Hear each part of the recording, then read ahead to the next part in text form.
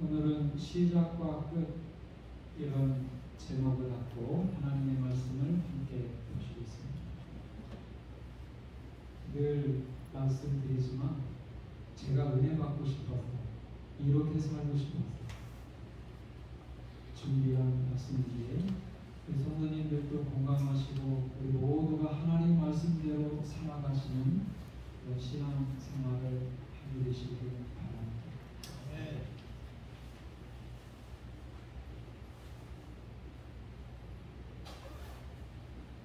시작과 끝은 다른 게 아니고 성경의 시작하는 말씀과 성경의 마지막 말씀, 이 두 말씀을 이 시간 우리가 보겠습니다. 이 성경 하나님 말씀을 시작하는 창세기 1장 1절 잘하는 말씀 다 함께 읽어보겠습니다. 시작. 그때 하나님이 천지를 창조하시니라. 창세기 1장 1절. 하나님은 우리에게 하나님의 말씀을 주실 때 여러분 우리가 하나님을 눈으로 볼 수 있는 것은 한 가지밖에 없어요. 하나님을 우리가 눈으로 볼 수는 없습니다. 그러나 우리에게 눈으로 볼 수 있는 한 가지를 주신 게 바로 성경이에요. 이 성경은 우리가 읽고 공부할 때 하나님은 정말 계시다는 믿음을 갖도록 하나님이 고안하신 겁니다. 근데 그 성경을 시작하는 말씀이 이 말씀이에요. 하나님은 말씀을 주실 때 왜 이 말씀을 가장 첫 번째 말씀으로 선택하셨을까? 생각을 좀 해보셨어요? 어느 순간 저도 그런 생각이 들었어요. 왜 이 말씀으로 시작할까? 여러분 이 말씀은 가장 단순하지만 강력한 말씀이에요. 이 말씀은 딱 두 부분으로 나눕니다. 하나님이 천지를 창조하셨어요. 하나님은 창조주시고 나머지 모든 존재는 뭐가 되는 거예요? 피조물이 되는 거예요. 하나님이 쉽게 말하면 이런 겁니다. 하나님이 유일하신 참 하나님이시고 참 신이시고 하나님만 경배받으시기에 합당하다는 사실을 가장 단순하고 간결하게 그렇지만 강력하게 우리에게 말씀해 주십니다. 하나님만 참 하나님이세요. 참 신이십니다. 하나님만 경배받으시기에 합당하신 분, 다른 모든 것들은 그분이 지으신 것입니다. 여러분 대쟁투의 핵심이 뭐예요? 경배예요. 사단이 먼저 왜 이 쟁투를 시작을 했습니까? 하나님이 받으시는 경배를 자신도 받고 싶어서 분쟁이 시작이 됐어요. 이 분쟁이 가장 원색적으로 드러난 게 어디예요? 예수님이 이 땅에 오셨을 때 시험할 때 마지막으로 히든 카드로 내는 겁니다. 나에게 경배하면 세상을 주리라. 원색적으로 자신의 욕망을 드러냈어요. 경배하라는 경배하고 싶었어요. 이것이 대쟁투의 절정에서 마지막 시대에 창조주를 세천사의 기별에 따라 창조주를 경배하는 무리와 이제 짐승과 그 배후의 사단을 경배하는 두 무리로 확연하게 나뉘어질 것입니다. 그러면서 이제 대쟁투의 마지막 하나님 편의 승리, 하나님께만 경배드리는 편의 승리로 맞춰지게 되는 것입니다. 여러분 우리가 창세기 1장 1절에 대한 확고한 믿음이 왜 필요한지 아시겠죠? 우리가 이 믿음이 있어야 하나님께만 경배드리는 편에 확고하게 서게 되는 것입니다. 하나님만이 창조주세요. 하나님만이 유일하신 신이시고 하나님이세요. 하나님만이 경배받으시고 합당하신 그런 분이십니다. 간단합니다. 바울은 이 복음을 전할 때 간결하게 전했어요. 다 함께 읽어볼까요? 시작. 집마다 지은 이가 있으니 만물을 지으신 이는 하나님이시니라.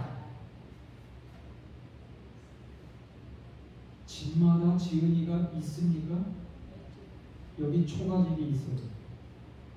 가장 단순한 건축 재료로 지어진 곳입니다. 공장에서 나온 제품은 안 섞어도 됩니다. 나무로 기둥 세우고 흙으로 벽돌 부어서 올리고 집으로 집을 만들고. 그렇지만 이 초가집이 우연히 됐을까요? 아니면 보지는 않았지만 사람이 지었을까요? 사람이 지었습니다. 이것 보고 만약에 여러분들에게 여러분들의 생명과 운명을 거셔야 됩니다. 어느 편에 여러분들의 생명과 운명을 거시겠어요? 우연히 지어졌다. 보지 않았으니까. 이거 재료가 너무 단순하지 않습니까? 이거 아주 복잡하고 이런 공장 제품 최신 건축 재료로 지어진 게 아니에요. 자연에서 얻어진 우연히 되었을까요? 사람이 지었을까요? 라고 묻는다면 여러분들의 생명과 운명을 어디에 거시겠어요? 사람. 보지는 않았습니다. 그렇지만 사람이 지은 게 분명하다.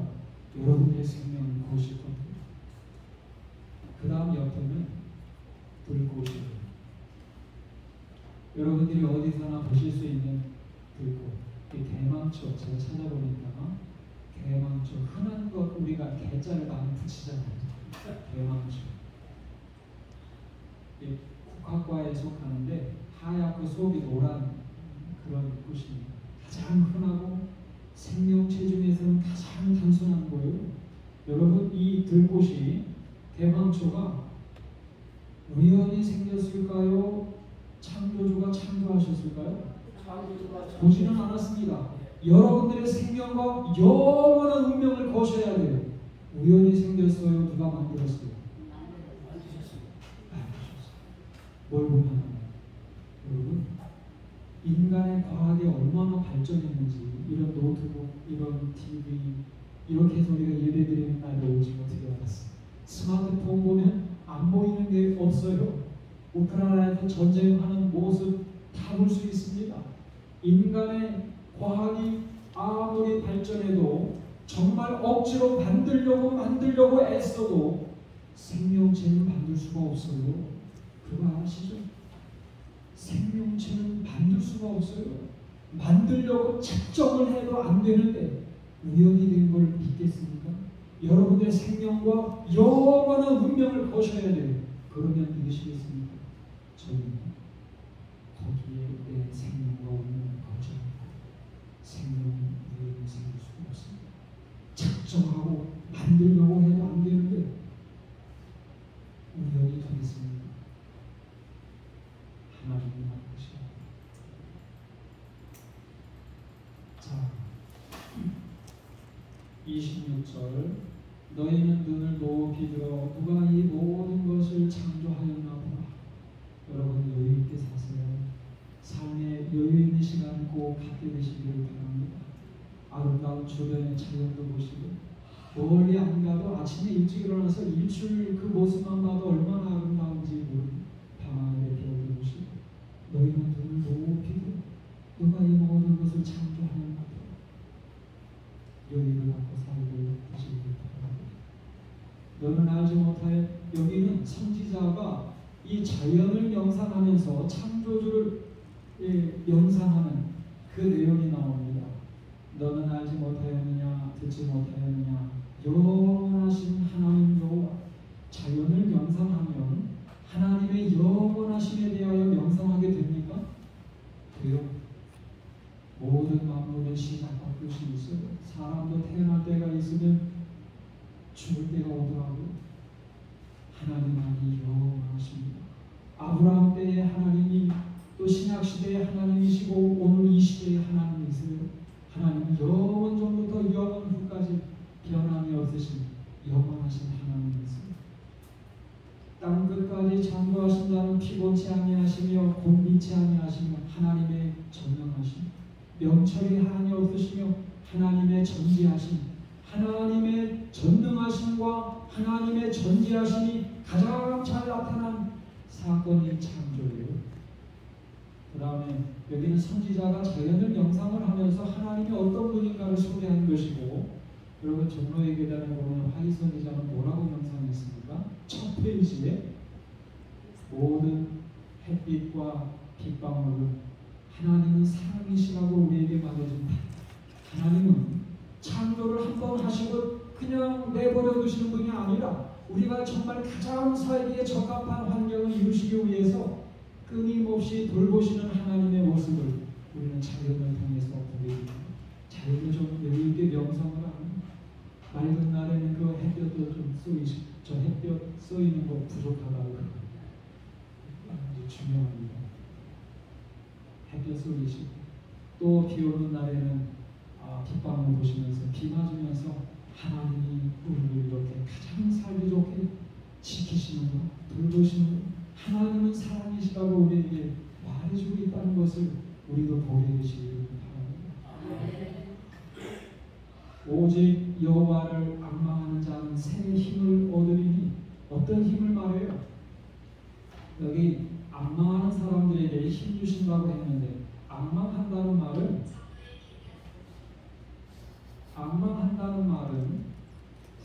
성경 주석에 보니까 우리 교회에 구하고 바라보고 기다리는 것이라고 소개합니다. 기다려야 돼요. 근데 영어 성경은 뜻밖의 wait for, 기다리는 것이 전부인 것처럼 말해줍니다. 여호와를 앙망하는 것은 여호와 하나님을 믿고 그분이 나에게 힘 주실 때까지 기다리는 것을 말해요. 기다리셔야 돼요. 많은 분들이 기다리지 못해요. 자기 힘으로 해보려고 해도 안 되니까 좌절합니다. 기다려요. 하나님은 우리에게 충분한 힘 주시고 기다려요. 어떤 힘을 주실까요? 우리가 살아가다 보면 정말 힘들 때가 있잖아요. 어려운 일을 만났을 때, 슬픈 일을 경험할 때, 두려운 일이 생겼을 때 우리는 힘이 필요합니다. 하나님이 주시는 힘. 그런데 여기 화이 선지자는 선지자와 왕에서 이 말씀 소개할 때 하나님은 다른 모든 힘 가운데서도 어떤 죄인이라도 구원받고 새로운 생애를 살 수 있는 힘 주시기를 가장 바라신다고 소개하셨어요. 오늘 어떤 죄인이라 할지라도 새로운 생애를 살 수 있습니다. 하나님이 힘 주시기를 먼저 바라세요. 이런 힘을 우리가 받아야 합니다. 우리가 자연을 명상하면서 하나님이 창조주 되심을 우리가 생각하면서 하나님을 구하고 바라보고 또 기다리는, 앙망하는 삶을 통해서 하나님이 주시는 힘을 우리가 경험해야 합니다. 데스몬드 도스라는 분이죠. 우리 재림 교인 중에 정말 놀라운 그 일을 하십니다. 그 오키나와 전투에서 75명을 그 부상자들을 구해가고 그러잖아요. 순식간에 전사자와 75명의 부상당한 사람들이 생겨났어요. 그 전투가 얼마나 참혹했는지 우리가 예상할 수 있어요. 순식간에 그 일이 벌어졌어요. 전투 영상을 보면 참 생각하는 것보다 실제로 전투는 대단히 두려운 일입니다. 이 머리를 내밀고 총을 못 쏩니다. 두려워서 총알이 날아올까. 총구만 내밀고 쏘더라고요. 우크라이나 전투 보면 머리도 못 내밉니다. 총알 날아올까. 손만 내밀고 총만 내밀고 그냥 전투하는 겁니다. 두려움. 이분은 어떻게 전쟁 가운데 75명의 부상자들을 총알이 날아오고 폭탄이 터지는 그런 순간에서 구할 수 있었을까? 두렵지 않았을까? 이런 생각을 좀 해봤어요. 이분이 그 비결을 소개를 했죠. 지존자의 은밀한 곳에 거하는 자는 전능하신 자의 그늘 아래 거하리로다. 제가 이번에 재림교제 갔더니 그 한 비문에 이 똑같은 성경절이 써있더라고요. 지존자의 은밀한 곳에 거하는 자는 전능하신 자의 그늘 아래 거하리로다. 내가 여호와를 가리켜 말하기를 저는 나의 피난처요 요새요 의리하는 하나님이라 하리니. 저는 시편 91편에 약속하신 하나님의 돌보심을 믿었습니다. 군대에 몸담고 있던 모든 기간 동안 저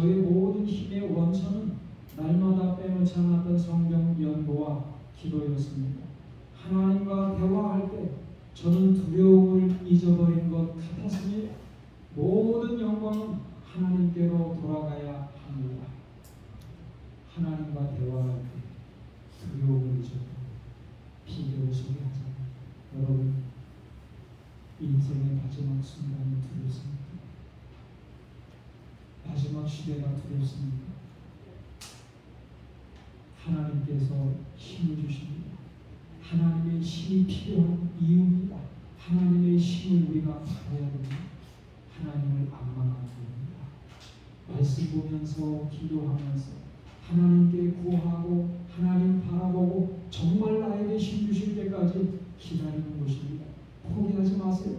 중간에 포기하지 마세요. 힘 주실 때까지 기다리세요. 하나님의 공급해 주시는 그 힘을 경험할 때 어려운 일도 슬픈 일도 두려운 일도 우리는 넉넉히 이겨내고 승리하는 성도들이 될 것입니다. 그런 의미가 있었어요. 창조에 대한 믿음이 있을 때 하나님 편에, 하나님을 경배하는 편에 그때 서고 하나님에 대하여 악망할, 창조주를 악망할 때 우리는 하나님 주시는 특별한 힘을 경험할 수 있다는 것. 두 번째는 이 말씀, 성경의 마지막 말씀입니다. 다 함께 읽어보겠습니다. 시작.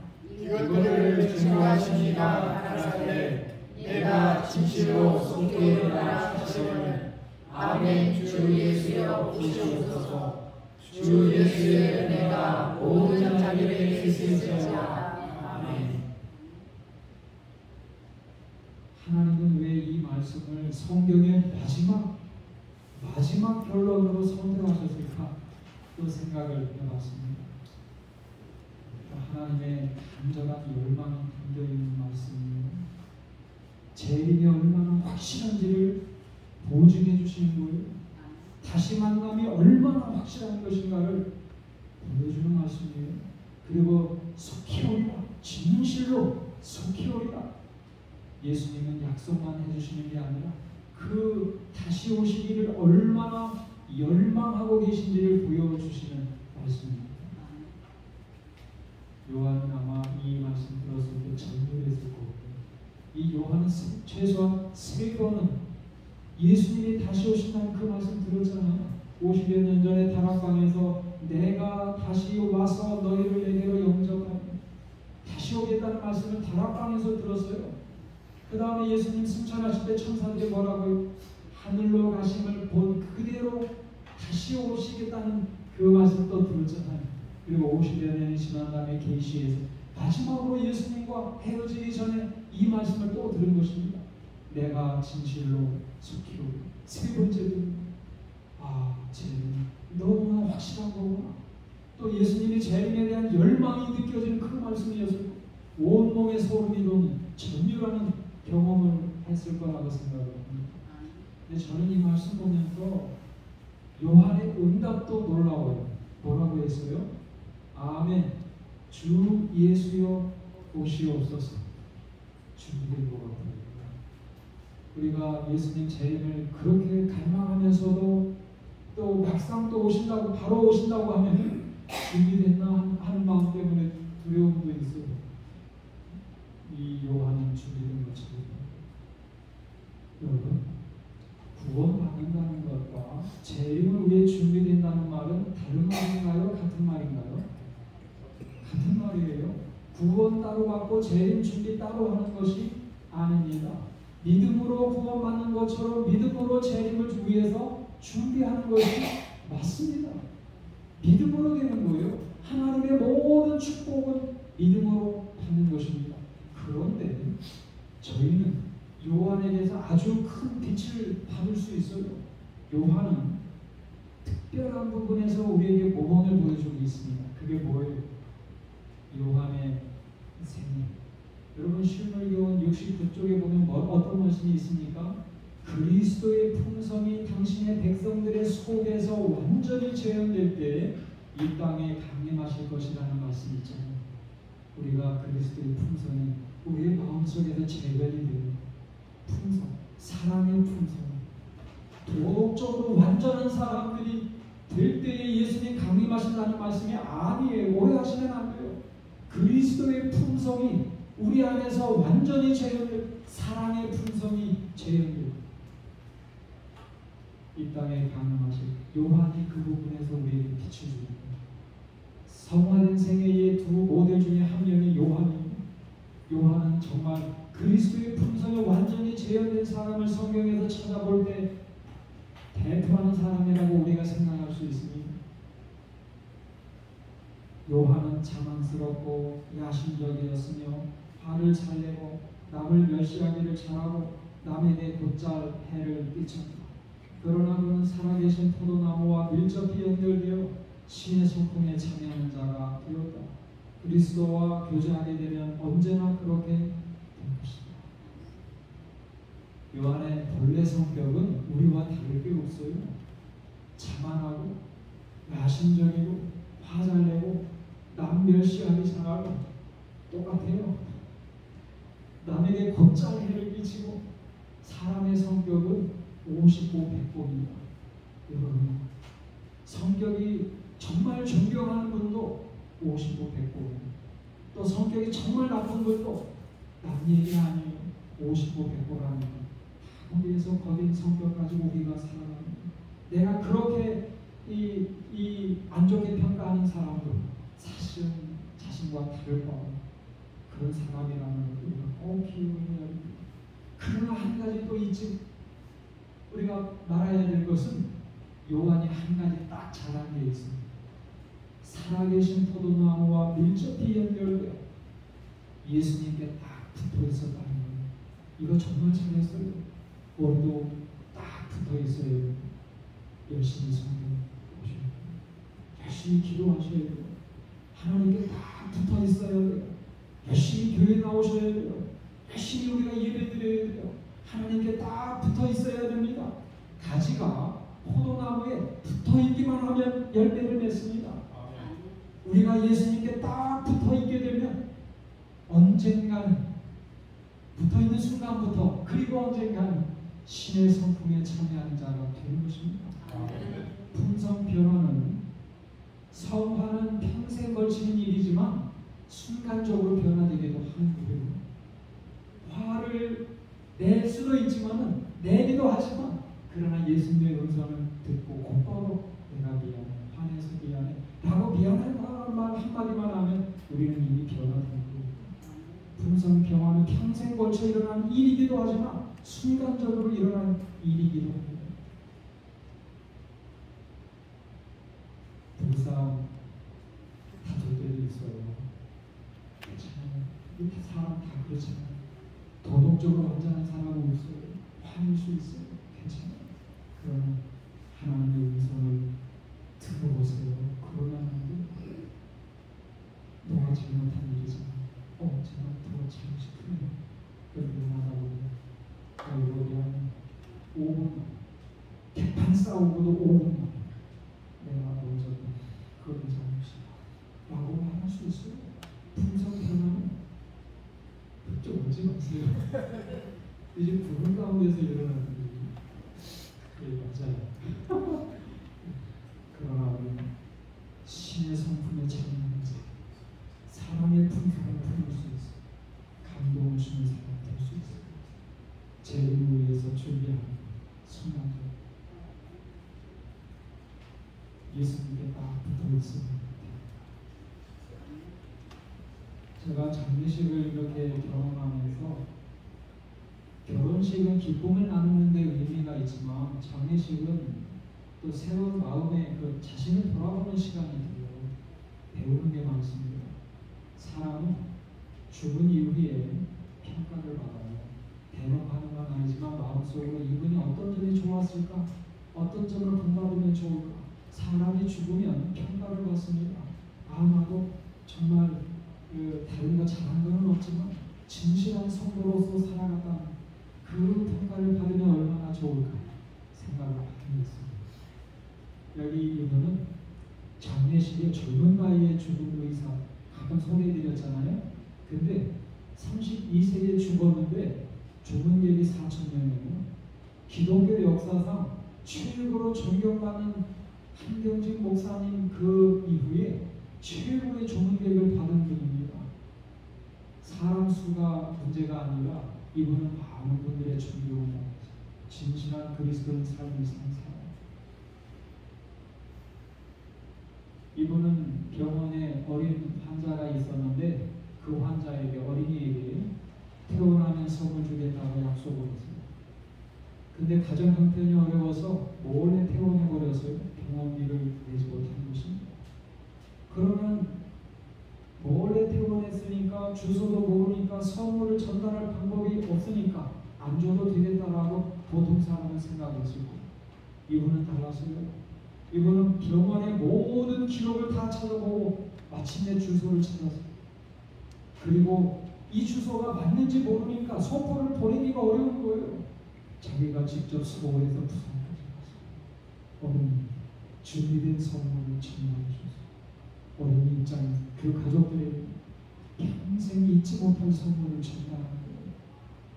이분이 평소에 쓰던 이메일 그 마지막에 늘 쓰는 습관적으로 쓰는 말이 있는데 스티브 아버지, 이 뜻이 바로 예수의 흔적이라는 뜻입니다. 우리가 예수님을 사랑의 품성을 닮아서 주변 사람들에게 예수님의 흔적을 남길 수 있는 사람들이 될 수 있다. 얼마나 좋을까? 그런 사람으로 우리의 삶이 기억된다면 얼마나 좋겠습니까? 예수의 흔적이 느껴져. 그 감동을 전달해 줄 수 있는 사람들이 되면 마침내 우리는 예수님의 진리를 위해서 준비가 됩니다.